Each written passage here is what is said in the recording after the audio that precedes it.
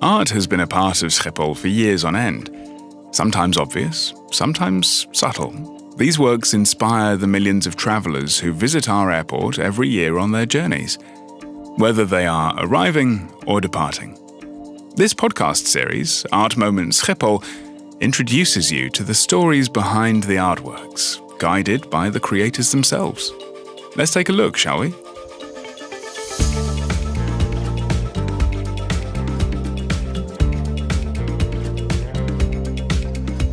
In this episode, artist Maarten Baas shares more about his work Real Time.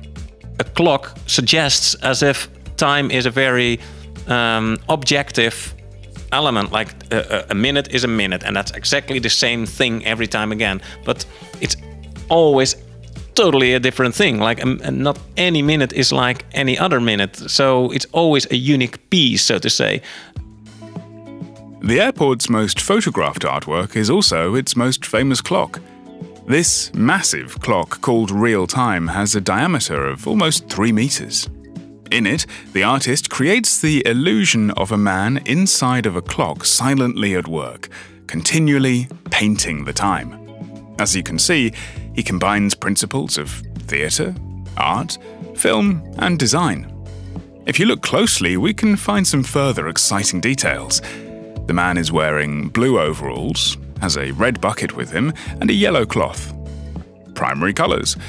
These colours are a silent tribute to famed Dutch artist Piet Mondrian and Gerrit Rietveld. Since the clock was installed at Schiphol in 2016, the man inside has skillfully painted every minute with a paint roller, only to polish it away again and start anew the next minute. Who is this man? Well, it's the artist himself, of course. My name is Maarten Baas, and I'm an artist or designer, whatever you want to call it. And I've made the work called Real Time, which is a video of 12 hours in which a man is indicating the time minute by minute. Baas is considered one of the most influential artists or designers of the early 21st century. His work lives on the border between art and design. He's known for his rebellious, intellectual, theatrical, and artistic style. In 2009, Maarten Baas made his first real-time clock, which quickly became a worldwide success. His clocks are included in many museum collections around the globe. You, listener, are probably on a schedule, and probably have somewhere to be soon. I know, life can get quite busy. However, there's something very calming about the man in the clock. He's undisturbed by all the commotion of the busy airport around him. He's carefully painting, waiting, erasing, and painting again. The artist, Baas, was also on a schedule when he was forced to pause. Lightning struck, and he came up with the concept for the clock, right here at Schiphol. I was indeed waiting for my suitcase, in which I got my inspiration by a very cheesy commercial film, actually, which I saw. And the film showed somebody who was holding a sign with a word on it. I don't even know what anymore. But anyway, it was holding a sign and it was throwing the sign, and then it held up a new sign. And literally, I thought, wait a minute. If you write the time on such a sign and it says, let's say, 12:10 or something like that, then it's 10 past 12. If you hold that for 1 minute and you change it for a next sign, and that's 11 past 12 and then 12 past 12, then if you do that for 12 hours, then you have basically a clock. Painting for 12 hours straight. That must put you in a meditative state. At the airport, people check the time all the time. But it's fascinating to see the time pass like this. Now, real time is a term borrowed from the film industry, in which a scene takes as long on screen as it would in real life. This film is 12 hours long, so for 12 hours, Baas himself and a trusted camera crew painted the passing of time. Because a clock suggests as if time is a very objective element, like a minute is a minute, and that's exactly the same thing every time again. But it's always totally a different thing. Like, and not any minute is like any other minute. So it's always a unique piece, so to say, and always a personal experience. I'm quite punctual myself, I must say, and time is, of course, it's on every level. Like subconsciously, you're always aware that a normal human being will be here for like what is it, like 70, 80 years, maybe a little bit more if you're lucky. So subconsciously, that is our reference. That's also why the clocks are made by human beings. You know, like because of time is a very personal experience. So subconsciously, you're always aware of like, okay, what to do with my 80 years. And at the same time, you also have to catch a train and you have to run for a minute in order to catch it, you know. So I like that time is always everywhere a little bit. And so you can't grab it. And that's also why I made actually the real-time clocks. Time is a funny thing. Sometimes fleeting, and sometimes a minute is just a minute. Sometimes time can feel like an eternity. Sometimes a blip. Have you ever felt that way about time? Were you ever surprised by how time can fly, or, rather, slow down? Baas has a beautiful way of thinking about time. He shows us every minute is something we individually create for ourselves. Every new minute is a new experience. Although the older you get, the faster a year seems to pass as well. Somehow it works like that. I'm always time traveling a little bit in my work as well. I say like in my youth, sometimes it felt like time was standing still.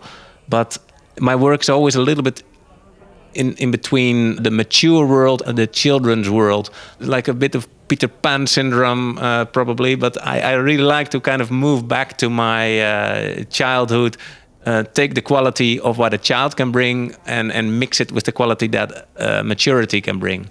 Actually, one of my clocks, I literally dressed up like a child, a lot of makeup and a wig and everything, and using those primary colors paint like yellow and red, and painting wildly like how a child can do it without any ideas about art history. This is where we can discover another important theme in the artworks of Maarten Baas: being childlike, and more importantly, staying childlike.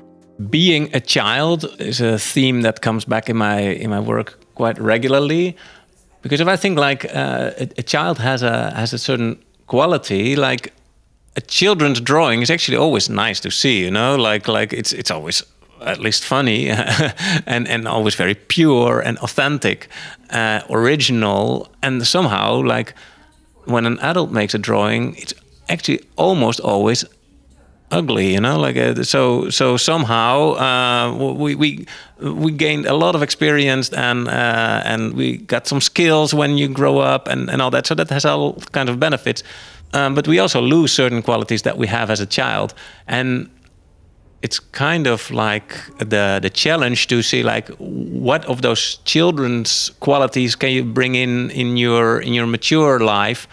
I think, well, maybe people can use a little bit of the fun and the spontaneity that a child has. So also as an artist, you need to have a certain naivety to not know the consequences of what you started, because if otherwise you wouldn't even start it anymore.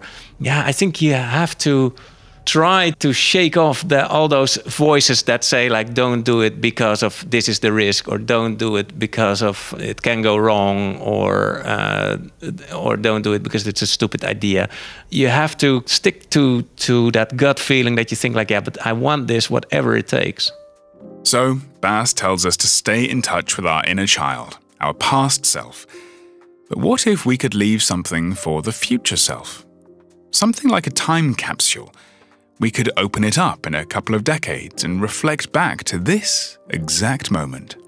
If I would put something in a time capsule which represents me or so, or which I find important now, like if it's really about myself, then I would put something of my family, I think, in it.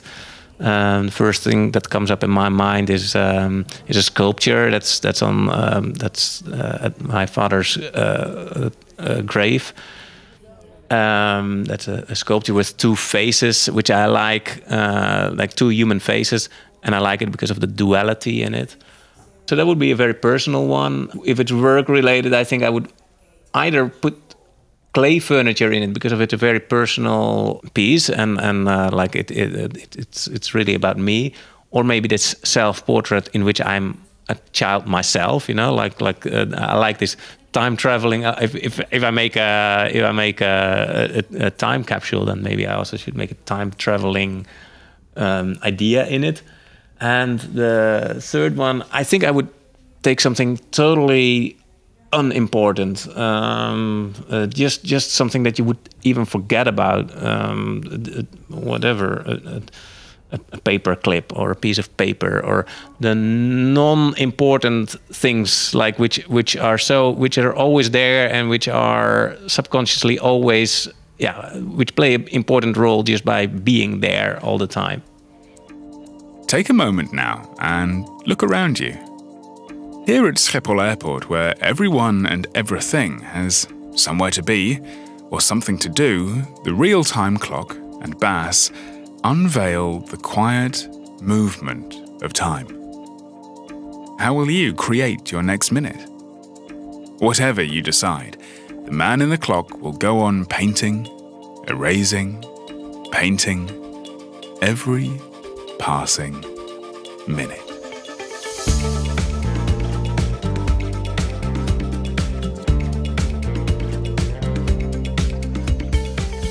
Thank you for listening to this episode of Art Moments Schiphol.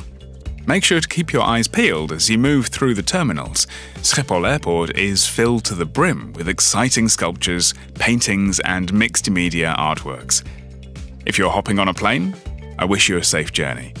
If you're tuning in from home, make sure to join me as we explore some other Schiphol artworks. For example, the two incredible sitting black snowmen by Dutch sculptor Tom Klaassen. Thank you for joining me.